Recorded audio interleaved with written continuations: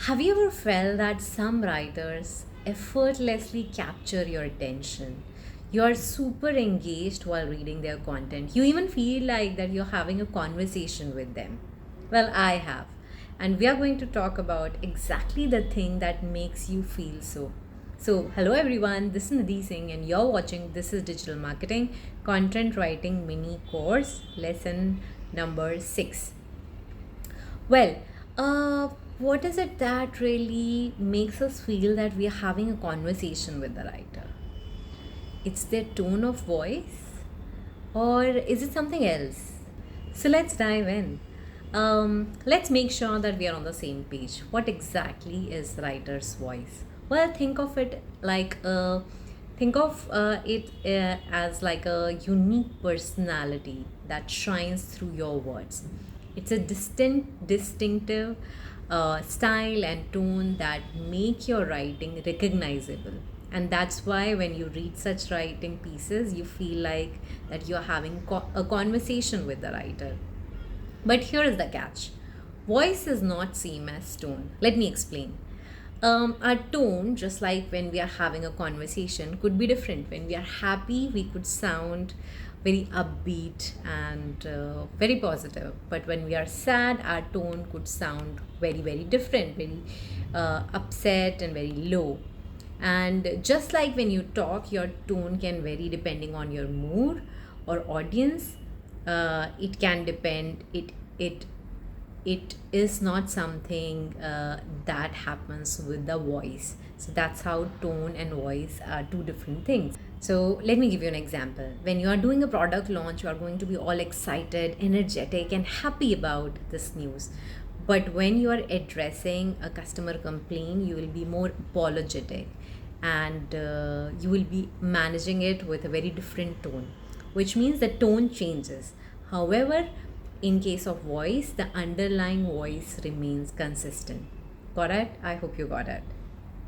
Now that you have understood that, let's talk about three effective ways that I have used actually personally to find my tone and voice, and perhaps might help you as well. So, method one is all about exploration, taking time to experiment with different styles, sentence structure, and vocabulary. And you can always take help from the internet to find out the right words that really strike a chord with you, your personality, and your liking. And then allow yourself the freedom to play with words and discover what feels more authentic, what feels more natural to you, right?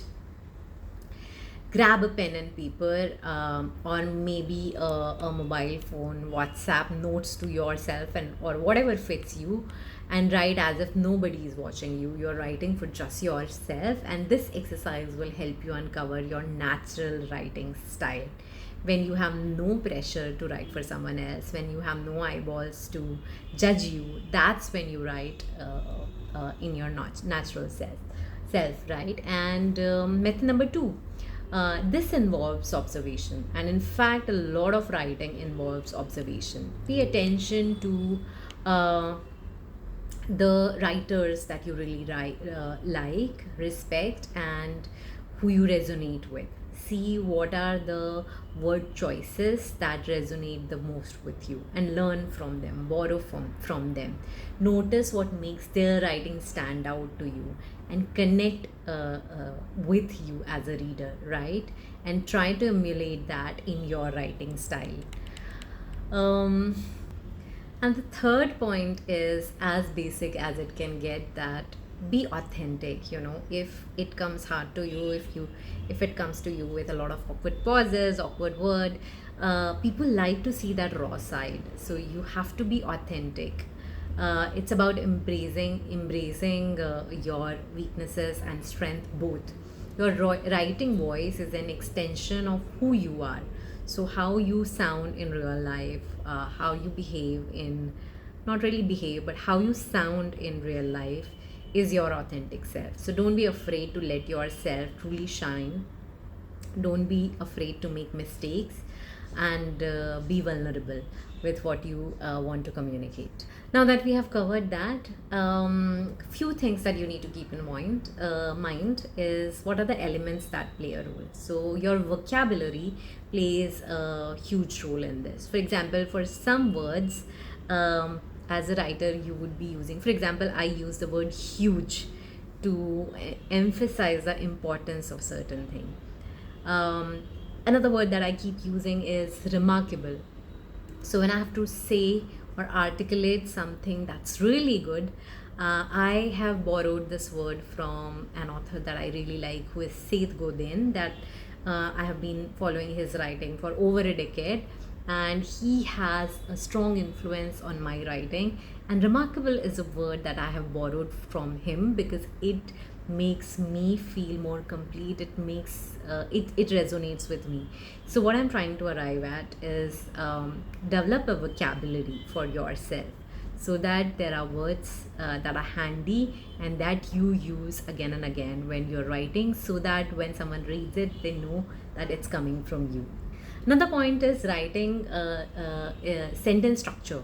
So some people write really long sentences, and that kind of tells you that this is coming from this XYZ person. Some people write moderately long sentences. Some people write very short sentences. Said Godin, for example, he writes very pithily. So whatever complex idea he's trying to explain, he will come up with an example, a metaphor, and he will explain the idea. So that's how, you know, sentence length also defines your writing voice. If you lean towards long elaborate sentences or short punchy ones, that's how you can figure out your voice. So yeah, these things, like what rhythm do you use? Are you make your words swing and swirl? Are you more poetic in nature? Are you more descriptive in nature? Do you like to pack a lot of information in whatever you're trying to do? How do you use your punctuation? And are you someone like Seth Godin, who likes to use a lot of metaphor, or are you someone like Dushka Zapata from Kora, who uses very vivid language to make her message come alive, more memorable? What is your writing voice? So yeah, that's a lot for food for thought. Think about it, spend some time around it, make your point of view, write for yourself, rewrite, and then and then of course form your tone and voice. And yeah, do comment and let me know if you have any questions around it. The And do go and check out the previous videos which talk about content writing, how to come up with idea, how to fine tune your writing, what are some hacks that you can use, what are some principles that you can use, etc.